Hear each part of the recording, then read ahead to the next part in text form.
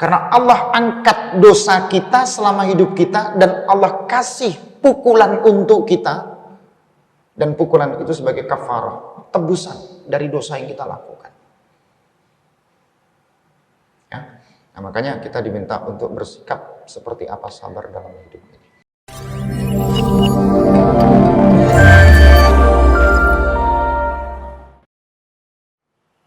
Imam Al-Qurtubi, dia menulis tafsir yang disebut dengan At-Tafsir Al-Qurtubi. Itu dia hafal 6.000 hadis. Hafal 6.000 hadis. Itu di luar kepala. Mungkin diurut depan ke belakang, belakang ke depan tuh bisa.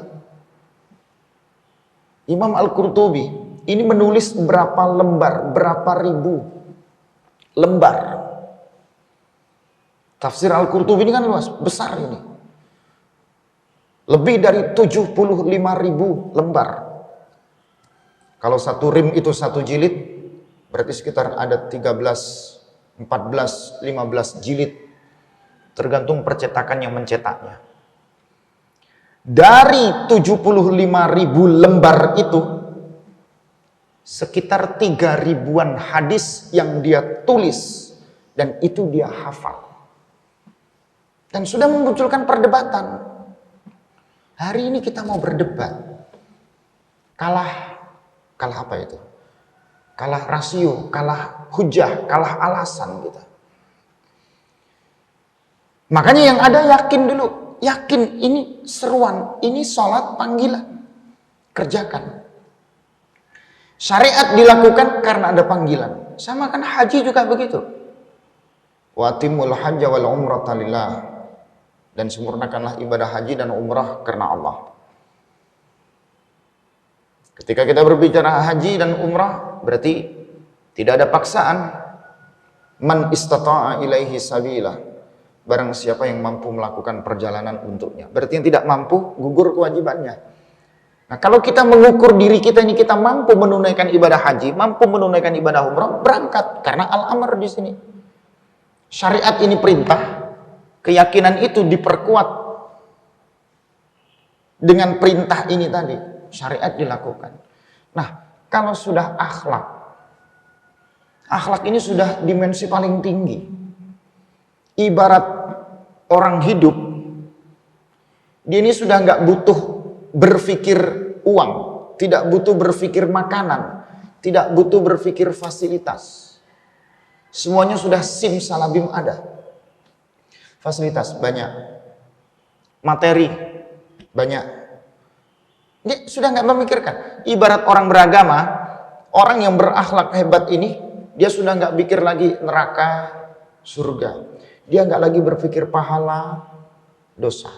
Dia tidak berpikir yang berat-berat lagi tentang apa, karena sudah di posisi yang sempurna dalam berakhlak. Maka orang yang sudah berakhlak sempurna, dia tidak akan mempermasalahkan yang kecil-kecil. Kita ini karena pemahaman kita dangkal. Akhirnya yang dangkal ini, yang kecil ini, yang kita ramaikan ini sesuatu yang sebenarnya remeh. Perkara kecil. Padahal lebih banyak perkara besar dalam hidup yang harus kita selesaikan. Kalau nggak percaya Bapak Ibu di rumah lah kira-kira. Kita dengan ibu ini nggak ada yang nggak pernah. Ya ada aja masalah. Urusan ember lah, urusan sapu lah. Urusan hewan ternaknya, ada kucing, burung, ayam. Gitu. Kita kadang-kadang berselisih paham. Di perkara kecil. Padahal ada perkara besar. Membangun keluarga ini seperti apa? Anak ini masa depannya bagaimana? Ini aset kita. Dan seterusnya. Ada sinyal ini. Kita diminta sabar dikit ya. Nah, artinya akhlak ini sudah dimensi yang paling tinggi. Orang yang syariatnya sempurna, akidah atau imannya sempurna, berarti dia sudah memunculkan akhlak yang luar biasa. Bagaimana Rasulullah bersama ahlul kitab. Muncul piagam Madinah. Rasulullah juga tidak mempermasalahkan golongan ahli kitab. Orang-orang dari bangsa Yahudi, bangsa Nasrani saat berada di Madinah, Selama mereka tidak menyakiti kaum muslimin, maka Rasulullah juga tidak akan memerintahkan kaum muslimin untuk menyakiti mereka. Yang ada muamalah yang baik. Nggak ada itu pertimbangan golongan, faham, ini nggak ada. Khitabnya lihat, harfun nida yang ada di dalam Al-Quran. Ya ayuhan nas, wahai manusia. Itu bukan hanya untuk umat Islam itu. Semua manusia. Mau akidahnya apa, sukunya apa, bahasanya apa, negaranya mana, ideologinya apa, fahamnya apa, imamnya siapa, nggak dipikir. Yang penting ya ayuhan nas. Baru di ayat-ayat yang lain yang berhubungan dengan syariat, ya ayyuhalladzina amanu, hai orang-orang yang beriman. Ini kan banyak ayat-ayat yang berhubungan ya annas, itu banyak banget. Nah ini karena kesempurnaan akhlak. Jadi tidak begitu mempermasalahkan perkara-perkara kecil yang kita tidak paham. Nah, coba lihat di masyarakat kita ya, kena isu masalah adzan ramai, larangan adzan ramai, kena isu radikal, apa itu? Gerakan anti ramai gitu. Mudah untuk disulut api kemarahannya. Kena isu sedikit ramai gitu. Cobalah kita berpikir yang sehat. Cobalah kita merujuk kepada payung hukum yang benar. Payung hukum kita, ini ada Al-Quran dan Al-Hadis dalam agama kita. Payung hukum kita di negara, ini NKRI ada ideologi, ada Pancasila dan ada Undang-Undang Dasar 40. Ini punya payung hukum. Karena dangkalnya pemahaman kita tentang syariat dan akidah itu tadi, akhirnya akhlaknya berubah. Yang tadi saya mukadimahi, banyak orang pintar, di tengah-tengah ujian kepintarannya dia jadi nggak pintar. Akal sehatnya dihilangkan. Banyak orang yang dulunya bodoh, dulunya tidak punya apa-apa, ya, tidak punya materi, sekarang punya materi. Begitu bermateri, akal sehatnya hilang. Banyak orang dulu nggak punya jabatan, hari ini dikasih jabatan. Begitu dia tidak kuat, shock kulturil dengan jabatannya, akhirnya akal sehatnya hilang. Nah terus kita ini mau ada di mana? Nah di akhlak ini yang menyempurnakan kita semua. Maka orang yang berakhlak, yang sudah menemukan kesempurnaan dalam hidupnya. Sabar bukan sekedar pekerjaan syariat dan akidah, namun momentum berakhlak yang mulia. Berarti kalau kita sudah berakhlak kepada Allah, ya, ada akhlak fillah, akhlak kita kepada Allah, atau ada al-muamalah ma'allah, bagaimana kita bermuamalah, beretika, berakhlak kepada Allah. As-sabru lillahi ana, wabillahi baqa, wa fillahi bala.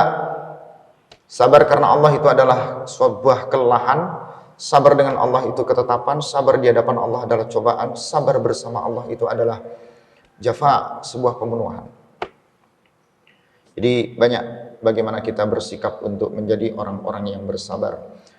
Qala Allah azza wa jalla wasbir wa ma sabaraka illa billah. Bersabarlah, wa ma sabruka illa billah. Sabarlah engkau wahai Muhammad, tidaklah kesabaranmu itu kecuali hanyalah semata-mata bagian dari pertolongan kepada Allah. Jadi sabar sebagai bentuk ujian yang benar-benar menyempurnakan kehidupan kita semua. Hari ini tidak ada yang tidak diujikan untuk kita.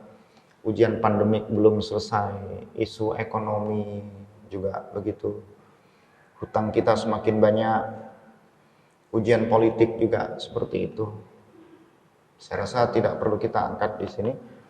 Tetapi satu kata yang cukup indah untuk kita, kunci hidup ini cuma bersabar, karena kesempurnaan sabar itu adalah kesempurnaan high level kita, tingkatan tinggi kita kepada Allah.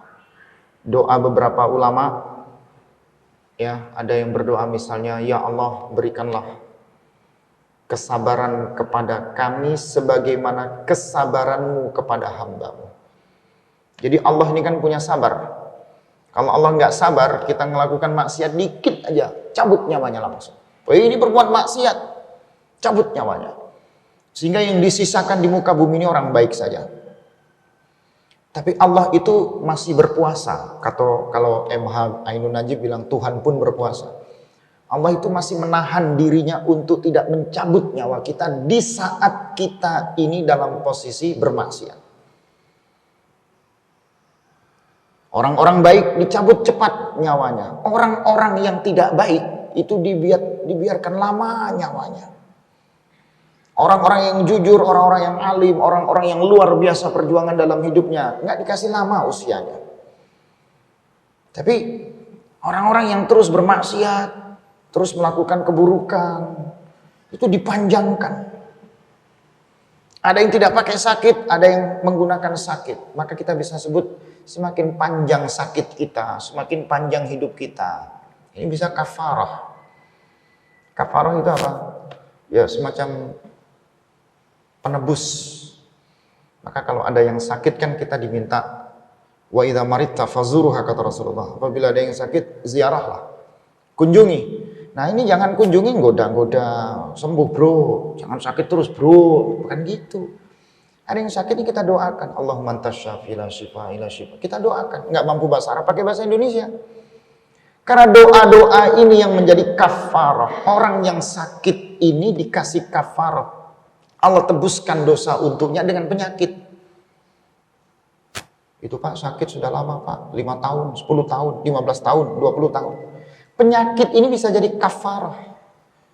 Karena Allah angkat dosa kita selama hidup kita dan Allah kasih pukulan untuk kita. Dan pukulan itu sebagai kafarah, tebusan dari dosa yang kita lakukan. Ya. Nah, makanya kita diminta untuk bersikap seperti apa sabar dalam hidup.